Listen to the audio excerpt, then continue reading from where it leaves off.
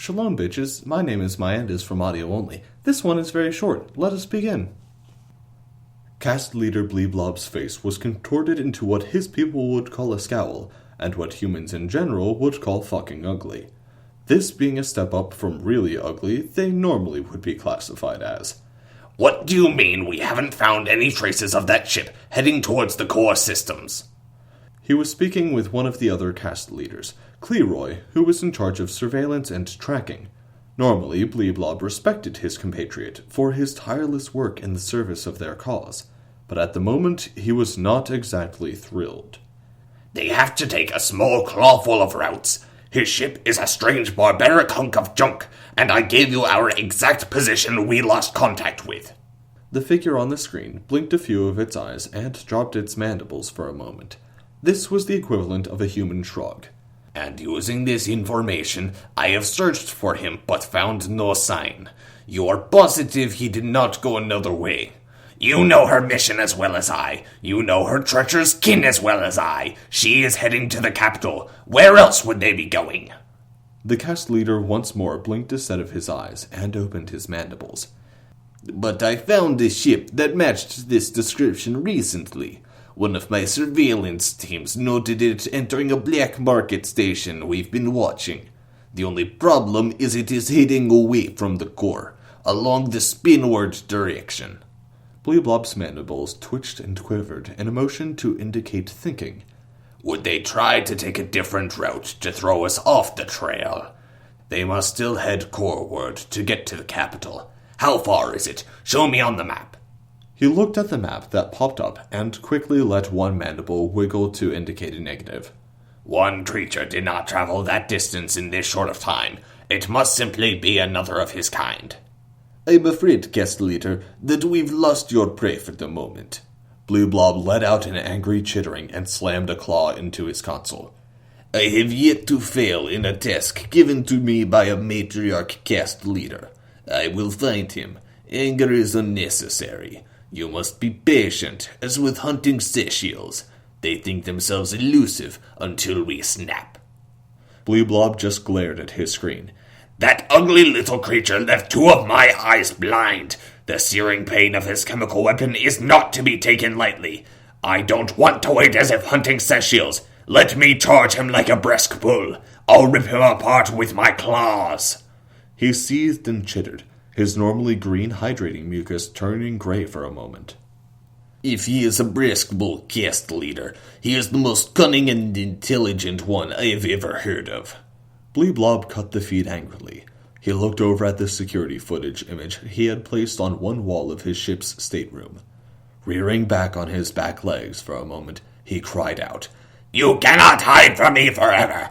Soon I will find you and have my revenge! Mark my words, Billy Bob Space Trucker! Slowly, he surveyed the site in front of him.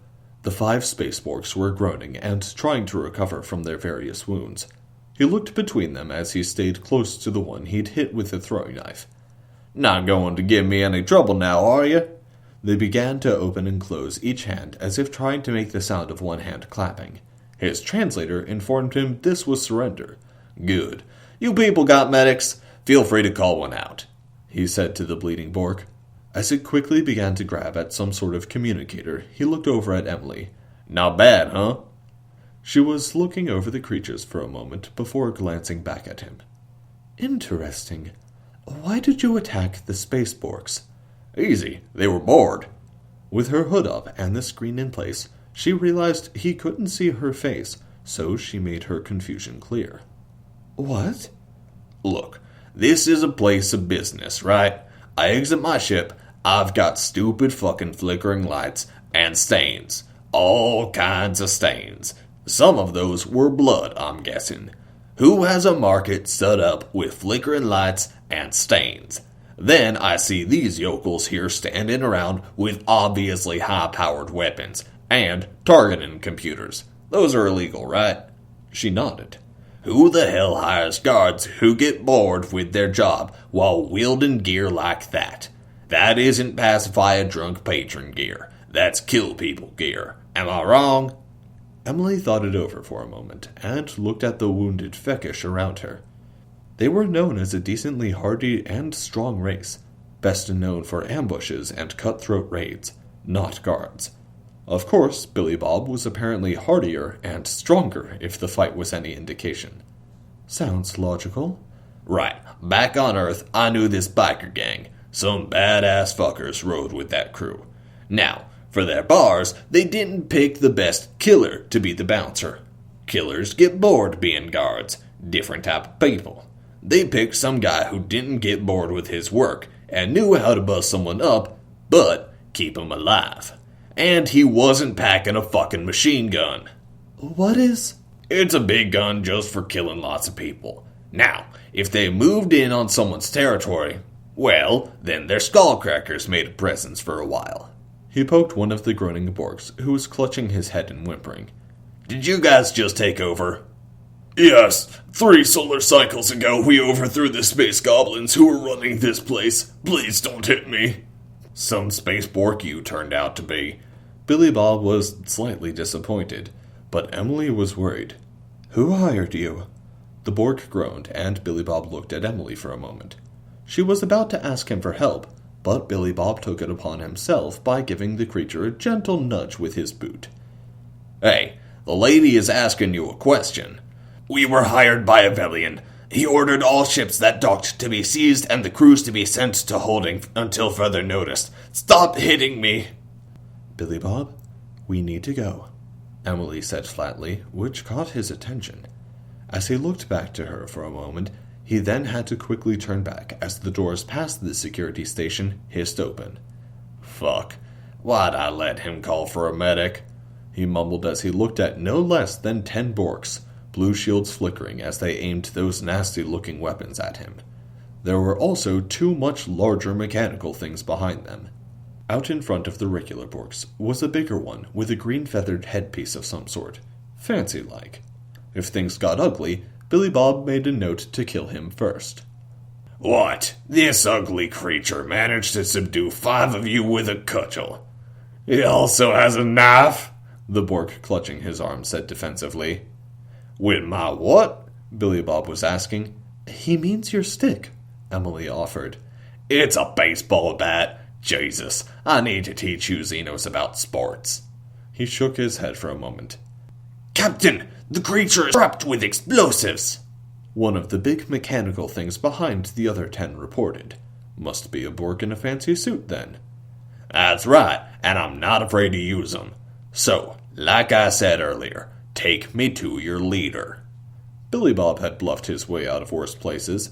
The captain growled as it looked down at Billy Bob, and then nodded. Fine, but your little stick won't help against battle suits. The Borks fanned out as they surrounded Billy Bob and Emily. 3 plus the captain in front, the rest plus the mech suit things behind them. As they started to walk into the main station, Billy Bob got a better look at the place. This looked more like the shady markets he was used to, aside from the fact that it was empty, which was creepy. These were stalls piled with goods, small carts covered in junk, larger stores with more established goods. He could smell something that seemed tasty, but there wasn't anyone cooking at the moment. Emily began to speak as they moved. This is bad, Billy Bob. Zelvians are bad, very bad. They worship this sick god that revels in disgusting and twisted spectacles. They come from an incredibly mineral-rich system and exploit that despite having a full blockade by the galactic government. Few species will even deal with them. The Spaceborg's code makes them uninteresting to the Zelvians, so they work as mercs for them from time to time. But even they need to be paid massive sums. This is very bad, Billy Bob. He stayed quiet and looked around as they walked. It was sort of like a big block of stores, and the streets around them had the stalls and carts. But they were walking through the area, heading to some place up and in the center. There were a few more Borks guarding an elevator, but it seemed like this was the main group of Xenos guarding the place. They also didn't seem to understand the concept of firearms, which was good for him. 6 of the Borks and the captain surrounded them in the elevator, as they rose up and emptied out into a sort of control room, throne room hybrid type place. There were no stains or flickering lights in here, but the smell of cleaning product seemed to be universal. Must have done some sprucing up lately. There were mostly unhappy-looking space goblins at the consoles around the place, with some Borks standing over them. Past the consoles, sitting on the throne, was... Oh, hell no. Billy Bob's hands tightened around his bat. His teeth clenched and his eyes narrowed in a mixture of hatred and disgust. His nostrils flared, his heart rate picking up a little as he worked to control himself. He'd figured there were some sick Xenos out there, but he'd never imagined it would be this bad. Mostly, he just added space in front of Earth animals because that worked for him. And this creature certainly fit a certain name, but even he nearly shuddered to say it. That grossly rotund midsection, those tufts of stringy cotton candy-like blue hair, those ridiculously large feet, that pasty white complexion, and that face. Oh, that face! Those features wrapped in a strange parody of mixed colors and a giant red nose. He was looking at a motherfucking space clown. He growled out, letting the hatred and anger flow through him. I'm gonna kill the shit out of this guy as soon as I get the chance. Sure, it had 4 arms, and an extra eye right in the center of its fat fucking forehead, as if it wasn't bad enough already. But that was a bona fide space clown. When he got closer to his mounting disgust, he realized that part of the rotund midsection was rippling like it was some sort of gas bag. And it stunk. If Emily thought his rip the other day was bad, she must be struggling. Then he heard her cough and partially gag behind him. Seemed like she was having a rough time indeed. What's this? Such a deliciously hideous creature joining my little show, the creature said in a high-pitched voice that sounded like fingernails on the blackboard of Billy Bob's mind. Speak for yourself, you massive pile of runny donkey shit. Oh, what interesting expletives.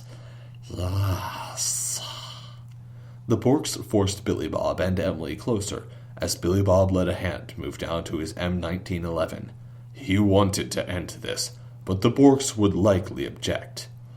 Yes, I think you'll do wonderfully for the arena. Such a show we'll have in store for my god. He'll be most pleased. You know, fuckers like you are why preaching freedom of religion is so fucking hard, Billy Bob growled out. What? There is only one true religion. The others are all wrong. Yeah, I don't need even more reasons to kill you. But I think it's time for you to face my gauntlet of horror. And what if I don't want to? Well, you're standing over the trapdoor, so I don't think you have a choice. Billy Bob looked at the floor beneath him, noticing the outline. Well, shit. And so ends another chapter of Billy Bob's Space Trucker. I love the fact that space clowns are a thing. I forgot about them before I started doing this, and gosh, it makes me happy. Anyways, I have been Myandis with audio only. Like and subscribe if you like what I do here, and if you feel so inclined, please tell your friends so we can grow this channel.